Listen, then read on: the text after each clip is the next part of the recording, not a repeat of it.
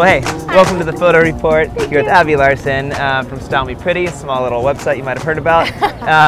But we're just going to be talking about the relationships between photographers and blogs and things that you've learned over the years, and then might get into a little bit more of just history about the business side of stuff. But yeah, you obviously are running a site that I would say has changed the industry in a lot of ways. That's nice.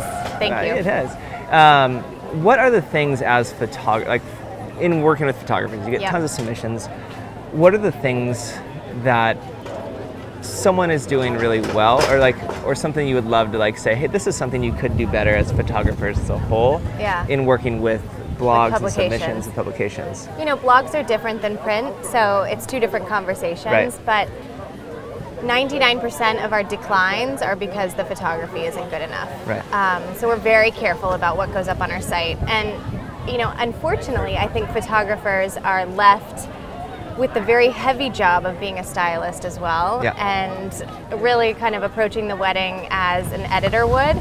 And that's a big job. That's a lot of weight to carry. But if you can master that skill, that ultimately is going to set you apart from the pack. We have photographers that we just say yes to constantly, like it's a no-brainer for us. And it's because they're looking at it much like they would a magazine spread or, for us, a blog post from the very beginning. I mean, to describe, what do you think separates photos that are feature worthy versus not? What if you were to look at something and you're like, yes, they have it all, what would that be? Well, first, you're telling a story. That's the obvious. Everyone knows that from the beginning to end. But you're also taking note of the blue of the sky, the green of the grass. Every moment of the wedding is incorporated into this wedding story. Yeah. And you're knowing when to cut certain elements out. So if the suite that you're getting ready in just isn't going to pull its weight, then do more at the cocktail hour and the reception, so there is a bigger story to be told. So it's photographers that can really edit themselves in that very moment when, you know, all the pressure's on. Yeah. One of the things that photographers don't always think about when they're just starting out is breathing room and white space. And when you're writing a story, whether it's in a magazine or a blog post, you have to have room to breathe, room to really understand the details, and that's setting a bouquet on a larger piece of linen so that you have space to really see the detail. Yeah. And a lot of people forget that, and I really can't construct a post if every image is busy and chaotic and jam-packed. We need white space, we need breathing room. Yeah. What are the things that, just in terms of, how many years have you been doing Style Me Pretty? 8. 8 years. Almost 9, yeah. Yeah, amazing. And there's been a couple things that have changed in those little 8 years. Yeah, for sure. What would you say, and even knowing from submitting from when you guys first started to now, and obviously there's caliber and how it is a lot more difficult to get a wedding featured. But what have you seen change? And I would say it's brought, rising tide rises ships, you know, it's the caliber is really high. Right.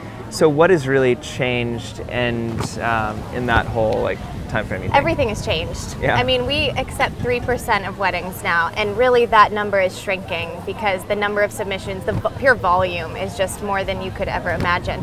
But that said, you know, the bar has always been pretty. There's really no indication on, you know, location, race, color palette, sexuality, nothing matters. We don't care. We just want a beautiful wedding.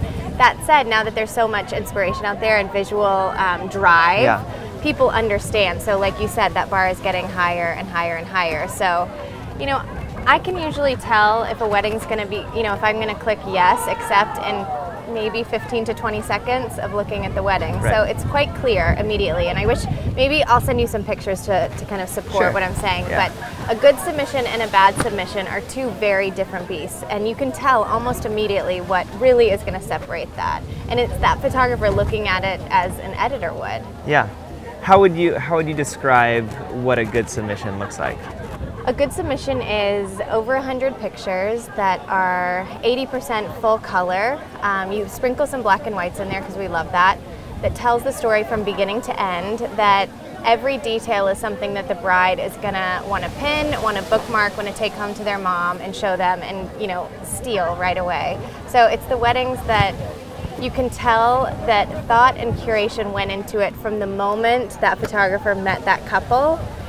He was curating that wedding all the way till he clicked the submit button. One of, you know Jonathan Canlis? Yeah. So one of my wife and I modeled in one of his workshops. Oh, did you? Yes, but I got inside, and one of the things that really stood out that he said, and it stuck with me because I do a lot of destination stuff, is he's like, sometimes you're not given what you need to make a wedding featureable. So it's like, you need to create your own details and your own moments. Beyond, you know, so it's like literally every time that I travel, it might, I've had weddings featured on your site that actually had really, really poor, like the wedding was, the details were hideous, but I shot the hell out of like the surrounding. Exactly. Yeah. I like from like this. I went a day early and shot the whole town. You know, and like that sort of. But it's that element of, I think, as a photographer, being able to like, if you just leave it up to someone else to make your wedding amazing, like it's up to you to like, you have to tell that story and come away with images that are remarkable. So true. That's so true. We worked a lot with the photographer Jen Curtis.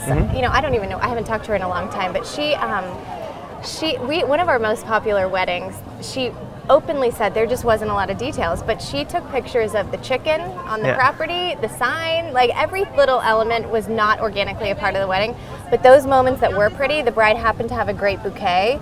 She went to town on the bouquet. You know, she deconstructed it, she made it gorgeous, she photographed it in different ways, and then you brought in a chicken, and you brought in a great sign, and a great piece of scenery, and the wedding was beautiful, and people loved it, and it was, you know, it got a ton of traffic on our site. So you make your own story for sure, especially as a photographer when you're at the mercy of so many other elements that are leading up to that moment. There's so little that you can control. So if you kind of go in knowing that you can take back some of that control and define the story yourself, that's a lot. That's powerful. Yeah, and it does. I think it takes, like, you've got to think outside of, if you want to be featured, I think you have to go into the day knowing I have to shoot this in a way that is going to be able to, like, I have to come away with images that are stunning. That's right. Even if I don't have them. You know, showing up to the wedding with the intention of getting published is different. It's a different workflow than showing up to the wedding and just producing good photographs. It's a different process, and you know that's one of the things that I love to talk about a lot, is that if you can get everybody on board and knowing that this is a wedding you want to publish, then you're willing to invest in the wedding that much more, and everybody's willing to kind of go out there, pull their weight, do a little bit extra, whether it's time, money, or energy, to make sure that the final output is so much better than you might have thought it could be. Just got really bright out. I know, we might need our sunglasses. But I mean, I love that whole just partnership idea, but going into it like knowing it's going to happen. But I think as a photographer, there is a lot of weight on your shoulders in that sense to make it happen. But I think if that's ultimately what you want, is to be featured in high-end publications, you've got to come away with images in that 3% that it's going to be stunning and different. And I think that would be like another transition, is trends with weddings and stuff that gets photographed. We've had this conversation before. It's like, it's always, I find it interesting with wedding blogs and just like how trends work, is like stuff is getting featured from weddings that happened a year to a year and a half ago, which is setting trends for stuff that happened a year out. It's a vicious cycle. Where like a typical magazine is, they're featuring like ads or like editorial for clothes that aren't even in the stores yet. Correct, yes. You know, do you think through sort of that conundrum of like... We do. Because you're obviously you're curating a lot in terms of trend. Can you talk about that a little bit? Yeah, for 4 years, I think we were stuck in the mason jar cycle, and we were perpetuating it, and then that's what the brides would go to the photographer wanting or the planner wanting, and it was this like crazy hamster wheel that we couldn't get out of. And there's a debate: do blogs, do publications set the trend, especially because we rely on you guys for our content. So it's this vicious hamster wheel. So we think about it often, and we know that there are certain photographers, we know there are certain planners and designers that are indeed willing to push the envelope with their clients, and for one reason or another they get the kind of clients that allow them that creative freedom.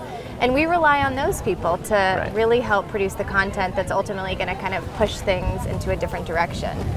We do produce a little bit in-house, but that's not our heart and soul. That's not the way that our heart beats at all. It's our vendors, and I would rather spend my time, money, and energy getting you business than bringing more traffic or more, publicity to our site, when that's not really, we're biting the hand that feeds us if we do that. So,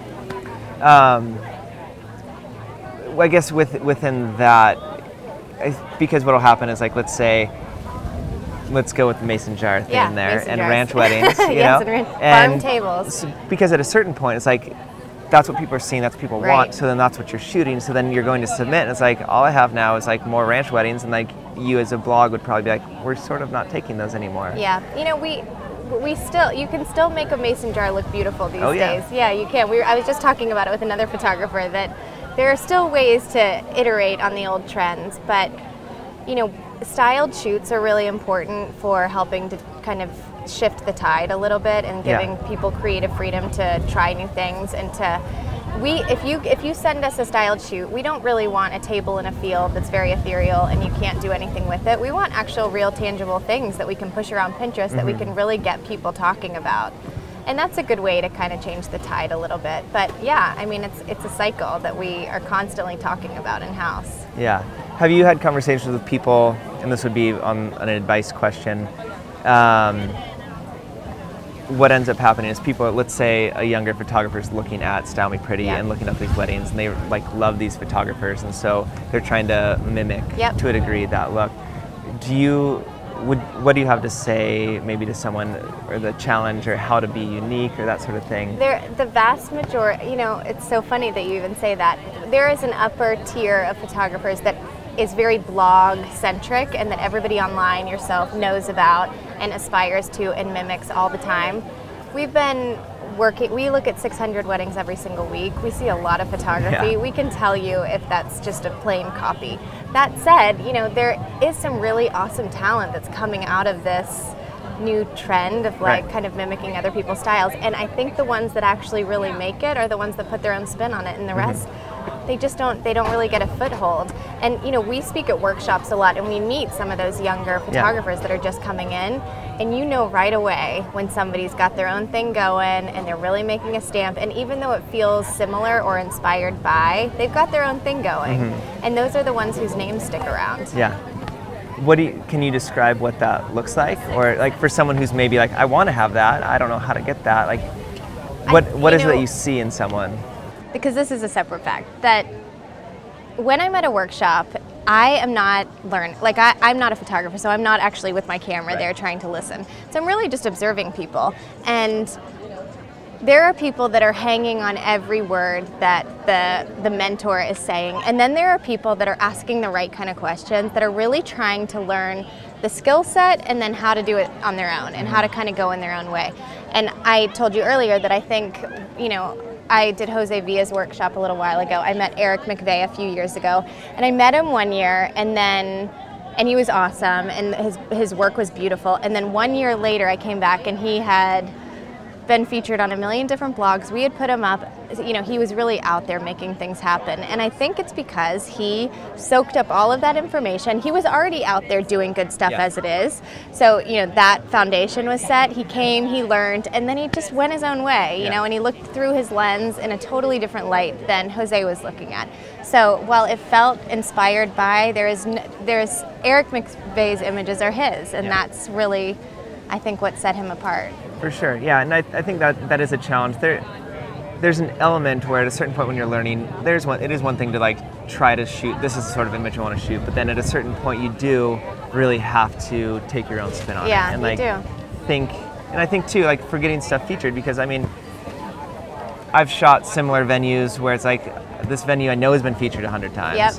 You know, and so what is the spin that I'm going to take on it that's going to be a little bit different and tell that different story, and maybe it's focusing more on like actual details within moments. I was going to say, lighting for us, like you can really tell a photographer's style by how they shoot. Do they shoot into the light?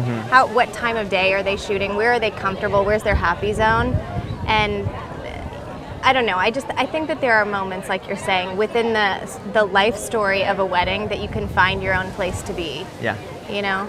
The thing with blogs, though, and with magazines, and when you're shooting for publication, is that we all kind of need the same images. You know, we need the bouquet, we need the place setting, and so the best shots, we all know the best shots, so you kind of have to have that anyway.